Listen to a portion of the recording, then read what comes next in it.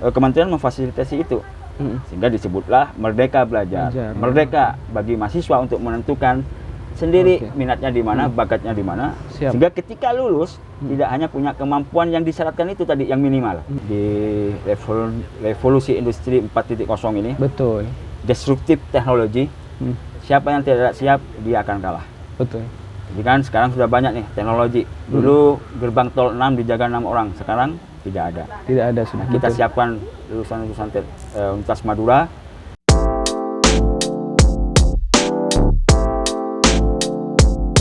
Assalamualaikum warahmatullahi wabarakatuh. Tretan Jawa Pos Radar Madura. Kembali lagi bersama saya Franky Wirananda, tuan rumah Radar Madura TV. Hari ini saya berkesempatan berbincang dengan salah satu tokoh akademik di Pamekasan. Beliau adalah Bapak Faisal Estu Yulianto. Beliau di sini sebagai Wakil Rektor 1 Bidang Akademik di Universitas Madura. Ya. Assalamualaikum. Waalaikumsalam warahmatullahi wabarakatuh, Mas Franky.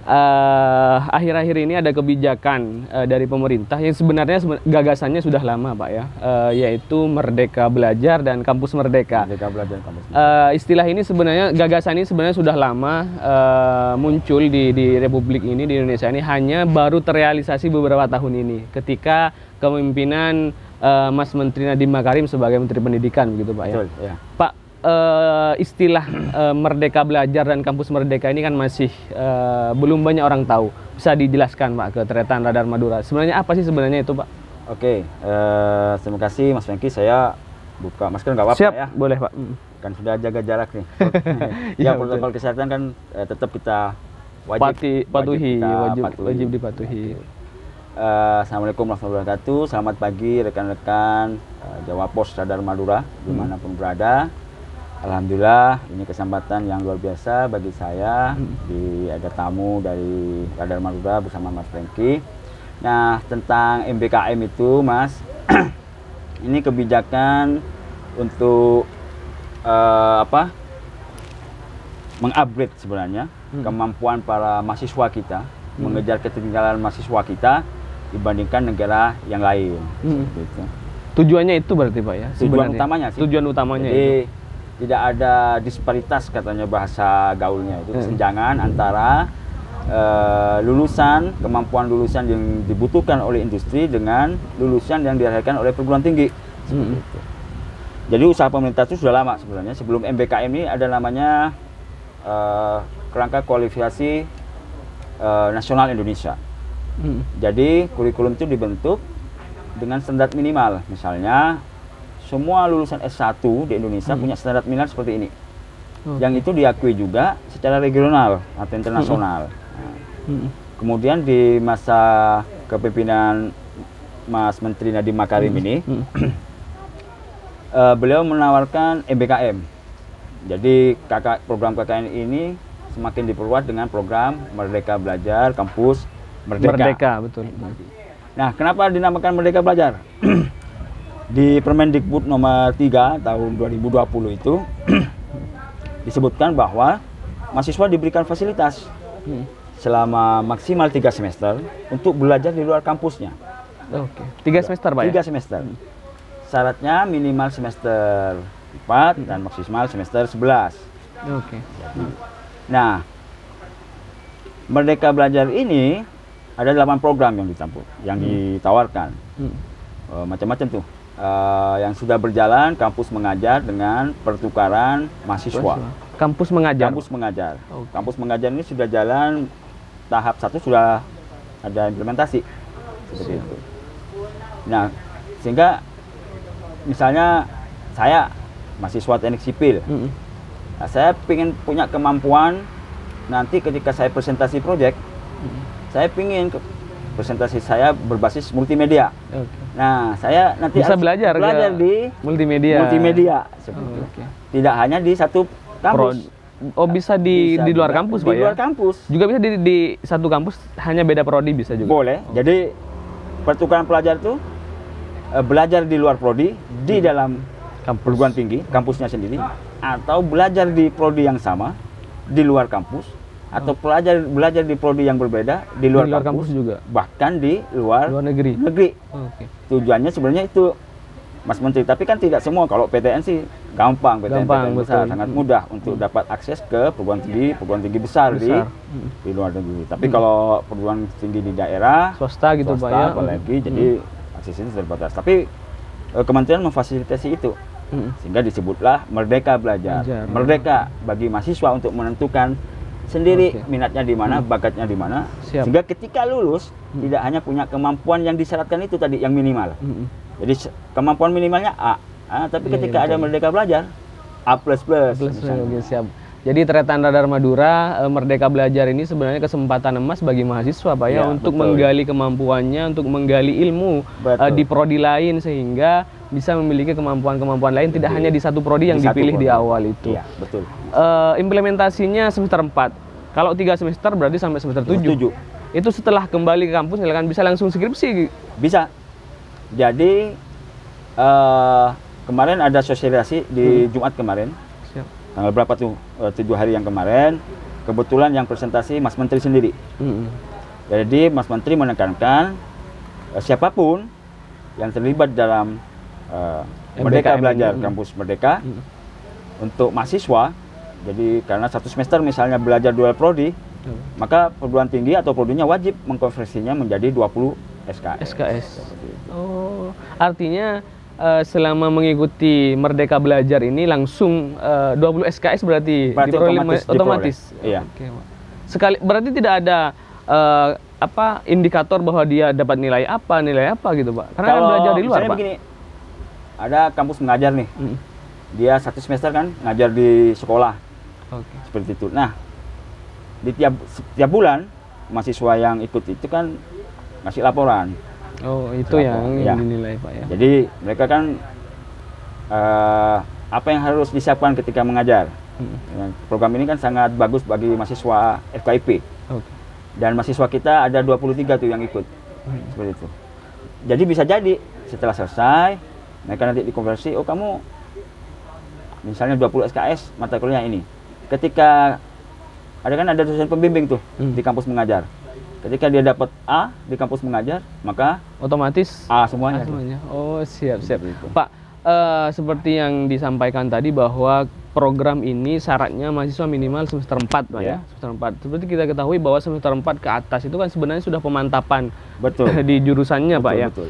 Ini bagaimana Pak kira-kira terhadap mahasiswa ketika misalkan ada mahasiswa jurusan A misalkan, kemudian karena dia ingin belajar di jurusan B, kemudian ikut program ini. Nah, sampai 456 ini mengikuti program itu. Ini kan tidak ada pemantapan akhirnya di semester akhir. Itu benar itu.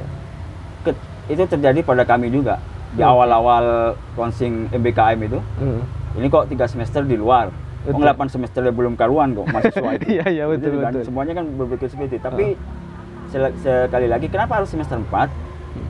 Mereka bisa ikut karena di semester 1 dan semester 3 mata kuliah dasar umum, mata kuliah dasar inti sudah bisa diambil. Itu yang pertama. Ya. Yang kedua, tadi kan sudah disampaikan bahwa setiap mahasiswa yang lulus itu harus mempunyai kemampuan minimal. Artinya kemampuan yang benar-benar didasarkan pada prodi yang dipilih di awal ya. Nah, jadi dalam penyusunan kurikulum itu sekarang kan kita dinyatakan lulus S1 kalau sudah menempuh minimal 144 SKS. Betul. Nah, sekitar 90 SKS itu adalah kurikulum inti prodi. Yang itu harus dijalani oleh mahasiswa ya, Pak. Nah, kurikulum prodi itu ditentukan oleh asosiasi prodi.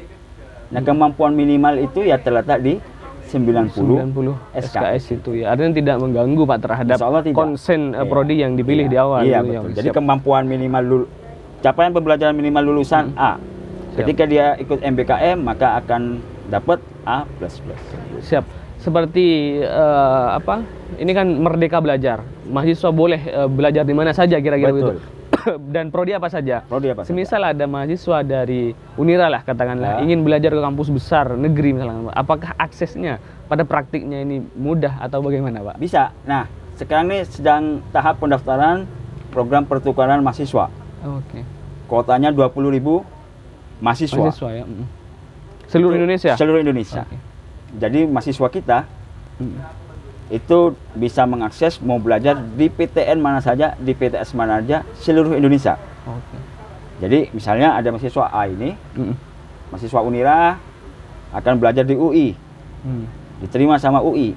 Nah, dia punya kesempatan untuk, karena ini luring, programnya luring, tatap muka. Dia di Jakarta belajar selama 1 semester. Dari kementerian dikasih uang saku, dikasih insentif dan semacamnya. Jadi itulah keuntungannya. Iya, siap. Artinya mahasiswa yang ingin belajar di kampus tertentu, maka harus ada dari kampus tertentu ini yang menerima gitu, Pak? Iya, wajib. Artinya tidak bisa kemudian sembarangan masuk di mana saja, harus ada proses pendaftaran. Betul, pendaftaran. Ada seleksi juga, Pak? Seleksi insya Allah ada. Jadi karena kuotanya 40 kan, setiap prodi misalnya, kemampuan prodi tujuan itu berapa. Jadi kalau misalnya yang daftar melebihi kuota, dia akan diseleksi. Diseleksi ya, betul. Tapi sepertinya akan memprioritaskan mahasiswa-mahasiswa yang dari daerah-daerah kemudian belajar di kota-kota besar, Pak ya. Siap. Itu manfaatnya selain pengetahuan, tambahan pengetahuan juga pengalaman terhadap mahasiswa. Di Unira sendiri sudah ada berapa mahasiswa yang mengikuti program Merdeka? Merdeka Belajar Kampus Merdeka ini. Program kampus mengajar itu di tahap 1 ada 23 mahasiswa. Tahap 1, Pak. Tahun berapa itu? 2020. 2020 ini semester genap kemarin. Jadi sudah jalan nih. Yang pertukaran mahasiswa saat ini proses pendaftaran. Kita siapkan sebanyak-banyaknya mahasiswa untuk ikut itu. Juga kita siapkan juga kalau ada mahasiswa di luar Unira untuk belajar di Unira, kita daftarkan juga mata kuliahnya apa saja. Siap. Ternyata Radar Madura untuk mahasiswa Unira utamanya ini kesempatan yang sebenarnya jangan sampai dilewatkan, Pak ya. Teman-teman mahasiswa bisa belajar di mana saja sesuai keinginannya. Jadi barangkali selama ini iri dengan teman-teman kita yang belajar di kampus-kampus besar di Jakarta, di Surabaya dan segala macam. Ini saat sekarang ini bisa juga menikmati belajar di kampus itu. Tetapi dengan syarat harus minimal semester 4 dan memiliki kemampuan, karena kalau lebihi kuota bisa harus seleksi kan, begitu, Pak. Apakah program ini sudah tersosialisasi dengan baik ke mahasiswa Unira, Pak? Artinya apakah mahasiswa Unira sudah tahu semua bahwa ada program ini gitu kira-kira? Kalau pertanyaan apakah semua mahasiswa tahu semua, kita masih belum punya tool lah untuk mengukur. Kita belum mengukur itu. Tapi kalau kapan hari sudah kita laksanakan sosialisasi tentang pertukaran pelajar itu, pertukaran mahasiswa dan juga kampus mengajar. Insya Allah sebagian besar lah. Kalau saya bilang seluruh mahasiswa tahu, ya bisa jadi ada yang pasti ada yang nggak tahu gitu. Apalagi tapi sebagian besar sudah tahu ada program MBKM ini. Insya Allah. Karena kemarin kalau sebagian besar apa sih ukurannya? Nah, kemarin kita adakan sosialisasi sampai antri-antri itu di Zoom untuk masuk gitu. Jadi ada antusiasnya mahasiswa sangat besar. Sangat antusias. Sangat besar. Alhamdulillah. Siap. Pak, bulan apa ini realisasi MBKM tahun ini, Pak? Kalau kampus mengajar tahap 1 sudah jalan. Kampus mengajar yang 2020 kemarin. 2021 ya. Di Februari. Siap. Tahap 1 itu sudah berapa jalan. orang? Berapa 23 mahasiswa itu yang keluar sudah? Yang keluar mengajar. Keluar Madura? Kebetulan ditempatkan oleh Madura. Di Madura? Ya, di beberapa kampus lah di Madura, Pak. Di sekolah kalau kampus mengajar. Kalau kampus mengajar tuh mahasiswa FKIP terutama ngajar di sekolah-sekolah. Ngajar di sekolah-sekolah. Jadi dan itu 20 SKS, Pak? Nanti insya Allah 20 SKS. Siap. Itu. Kalau dulu ada istilah link and match, lah itulah link and match. Learning by doing ya itu. Sekarang dia disebar, Pak, ya di sekolah-sekolah, Pak ya. Sebenarnya ketentuannya mahasiswa harus siap ditempatkan di seluruh Indonesia. Kementerian begitu. Tetapi ya alhamdulillah ditempatkan di sekitar Madura. Jadi lebih dekat lah. Selama mengikuti program ini berarti kewajiban dia kuliah tidak memiliki kewajiban untuk kuliah di semester itu? Nggak ada, iya. Dia dibebaskan dari kehadiran di mata kuliah. Terlebih tapi kalau mau ikut kuliah ya boleh saja sih. Boleh. Karena kan mereka tetap memprogram. Yang pertama, yang kedua kuliah kan dilaksanakan dengan daring. Iya betul. Jadi kalau daring kan bisa di mana saja, tidak harus hadir. Oke, siap. Goalnya apa kira-kira yang diinginkan oleh Unira ini? Karena Unira salah satu kampus yang mengikuti program ini sangat antusias sekali gitu, Pak. Iya, begini, tujuan kita tuh pertama program ini kan sangat luar biasa. Mm. Jadi kalau program ini launching, kita ikut. Yang dulunya orang Sulawesi, orang Papua, orang NTT itu tidak tahu Unira, insya Allah sekarang tahu. Sudah tahu Pak ya? Iya. Siap. Apalagi kita alhamdulillah sudah dapat beberapa hibah tuh. Mm-mm. Jadi ada 5 prodi, kita dapat hibah MBKM untuk mengupgrade kesiapan kita. Jadi pemerintah itu meluncing program tidak hanya meluncing, Tidak hanya meluncing Pak ya, tapi juga membantu untuk mengupgrade kampus-kampus yang lolos, yang jadi pemenang hibah untuk menyiapkan MBKM secepat mungkin, sesegera mungkin, sehingga dapat dilaksanakan. Nah terakhir kita dapat hibah PJJ, pembelajaran jarak jauh. Pak ya. Nah itu salah satu program kemitraan kita dengan STKP BGRI Bima. Di Bima Pak ya. Artinya mahasiswa Bima bisa Boleh kuliah di iya, sini gitu Pak. bisa. Dan mahasiswa kita sudah ada yang juga yang ikut Ke Bima? Ya nanti akan ini. Yang sekarang kemarin ikut ke Muhammadiyah Gresik ya, kemudian ke Unmu Gresik, dan kita juga welcome. Ada mahasiswa Unmu Gresik ikut ke sini, kita welcome. 5 program itu apa saja Pak? Yang bisa diakses oleh mahasiswa luar kan nih Pak? 5 Ya. program itu Pak? 8 program sih dari MBKM itu. Oke. Hanya tapi 5 program yang mendapatkan hibah untuk upgrade. Kalau enggak 5 program hibah itu hibahnya hibah kurikulum MBKM. Oh, Jadi prodi-prodi ada 5 prodi itu kurikulum Kurikulum MBKM, Tapi iya. yang harus disiapkan 8 program yang ditawarkan itu harus kita siap seperti itu. Oke. Cuma yang jalan sampai saat ini kampus mengajar dan pertukaran mahasiswa. Karena ada 8 tuh, kampus mengajar, pertukaran mahasiswa, magang, proyek kemanusiaan, penelitian, kemudian proyek independen, kemudian apa lagi tuh? Ada 8 tuh, saya lupa tuh. Yang 2 itu. Sudah ada mahasiswa dari luar yang kuliah di sini Pak? Sementara masih belum. Ada. Sementara masih belum. Tapi karena kan yang pertukaran mahasiswa ini mulai semester gasal September. September masih ya. Iya karena semester 4 tadi juga ya. Oke. Siap. Untuk mahasiswa di sini yang disiapkan untuk belajar di luar, apakah sudah ada listnya Pak? Nama-namanya barangkali yang sudah Prodi terseleksi kami minta oleh... ya. Insya Allah sudah ada. Prodi sudah kami minta untuk menyiapkan mahasiswa. Jadi selain ikut itu kan juga ada syaratnya. Betul. Dan jangan-jangan mahasiswa yang ikut nanti bikin malu. Karena tidak memiliki kemampuan Iya, dasar seperti itu. standarisasi yang di awal Ya, ditentukan itu tadi Pak ya. betul. Jadi IP-nya minimal 3. Oke. Jadi ikut ke situ IP-nya minimal 3 dan tidak pernah kena sanksi akademik. Oke. Dan itu juga syarat yang berlaku ketika kita ikut program pemerintah. Siap. Unira siap menerima mahasiswa dari luar dan Ya, insya Allah kami tukar sangat pelajar? siap. Kemarin kan kita dapat hibah MBKM juga 4 itu. Jadi kita sudah siapkan e-learning kita. E-learning kita, pembelajaran daring kita, sistem kita sudah kita daftarkan dan integrasikan dengan Sepadanya Dikti. Oke. Jadi Dikti itu punya sistem pembelajaran daring namanya Sepada Sepada, Pak, ya.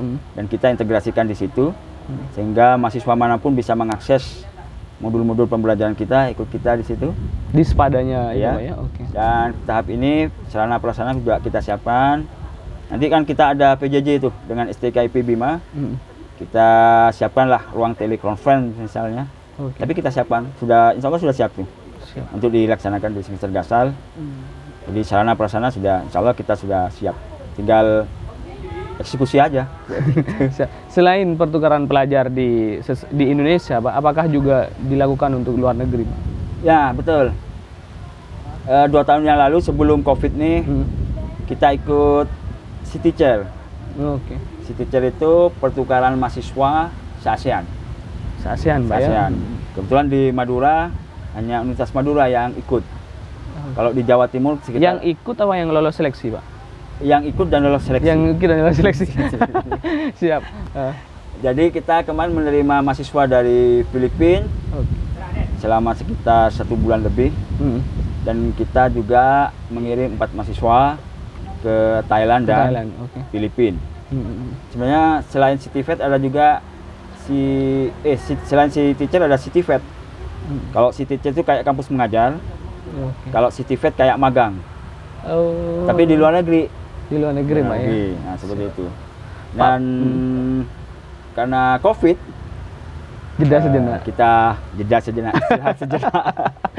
Pak, selain program ini kan sebenarnya mahasiswa saja yang menjadi objek program ini, apakah dosen juga punya program khusus dari kementerian untuk pengembangan kemampuan Betul, dirinya, Pak? betul. Kita sudah sosialisasikan, ini ada program baru dari kementerian, baru di launching sekitar 10 hari yang lalu. Siap. Namanya peningkatan kompetisi dosen dan tenaga pendidik, bukan hanya dosen. Tenaga pendidik juga? Tenaga pendidik. Karyawannya juga. Betul, betul. Jadi dosen bisa magang, ikut magang. Oke. Bisa juga terjun di lapangan, seperti jadi pendamping sekolah. Juga bisa ikut program research. Nah, untuk yang tenaga pendidik sementara laboran. Laboran ya? Laboran, dikirim ke tempat-tempat pelatihan, dibiayai oleh Dikti selama sekian bulan, nanti kembali seperti itu. Artinya bukan ke kampus, Pak ya? Bukan ke kampus lain? Bisa ke kampus lain. Bisa juga kampus Ya, lain? bisa ke dunia industri. Oh, oke. Tapi yang satu jurusan pastinya, misalkan eksak gitu ke Iya. kampus-kampus seperti itu, Kalau magang itu satu ini, misalnya teknik informatika, nanti dia magangnya bisa di dunia usaha di mana yang berhubungan dengan itu, Siap. dunia industri yang berhubungan dengan sistem informasi lah. Siap, Taritan Radar Madura. Intinya pemerintah Indonesia memberikan ruang seluas-luasnya, memberikan ruang yang luar biasa kepada mahasiswa dan dosen, tenaga pendidik untuk meningkatkan mutu dirinya, untuk meningkatkan kemampuannya dalam rangka memperbaiki kualitas pendidikan utamanya, Pak ya. Siap. Terima kasih Pak Faisal. Barangkali closing statement, Pak, apa yang sebenarnya diinginkan oleh Unira khususnya di bidang akademik ini ke depannya, kemudian harapan kepada mahasiswa mengenai program-program yang luar biasa ini, Pak. Oke. Pertama, dengan adanya MBKM ini kami sangat berharap dan menjadi salah satu target tujuan kami untuk terus meningkatkan kualitas lulusan kita. Terlebih di revolusi industri 4.0 ini. Betul. Disruptif teknologi. Siapa yang tidak siap, dia akan kalah. Betul. Jadi kan sekarang sudah banyak nih teknologi. Dulu gerbang tol 6 dijaga 6 orang, sekarang tidak ada. Tidak ada sudah. Kita siapkan lulusan-lulusan Universitas Madura yang dapat diterima dengan baik oleh dunia usaha dan dunia industri. Itu yang pertama. Yang kedua, program MBKM ini kami berharap juga disparitas, perbedaan kesenjangan kualitas pendidikan, terutama antara PTS dan PTN, betul. dapat diperkecil seperti itu. Kalau sama kayaknya sangat sulit. Bahkan mestinya harus mampu bersaing, Pak. Harusnya seperti itu. Siap. Jadi mudah-mudahan disparitas itu semakin mengecil. Yang ketiga, harapannya Mas Menteri dari program ini, keberagaman kita, kebinekaan kita tetap terjaga. Terjaga, betul. Alangkah indahnya di kampus itu, kalau ada berapa banyak suku yang belajar di situ, dan kita merasa bersama dalam satu kesatuan negara kesatuan Republik Indonesia, dan isu-isu yang bisa seperti ini sekarang ini yang sangat sensitif tentang kebinekaan dapat kita tekan. Jadi ujungnya ya tetap Indonesia jaya. Siap. Terima kasih. Sama-sama, Mas Faisal. Terima kasih Taritan Radar Madura telah mengikuti diskusi kami, diskusi santai tapi berisi, insya Allah. Dan ini menjadi informasi yang sangat penting bagi mahasiswa, bagi dosen dan tenaga kependidikan di Universitas Madura. Terima kasih sekali lagi Pak Faisal. Terima kasih sahabat-sahabat Radar Madura. Jangan lupa like, comment, and subscribe Radar Madura TV. Akhiron, wallahul muwafiq ila aqwamit thoriq. Wassalamualaikum warahmatullahi wabarakatuh. Waalaikumsalam. Salam Madura. Salam Madura.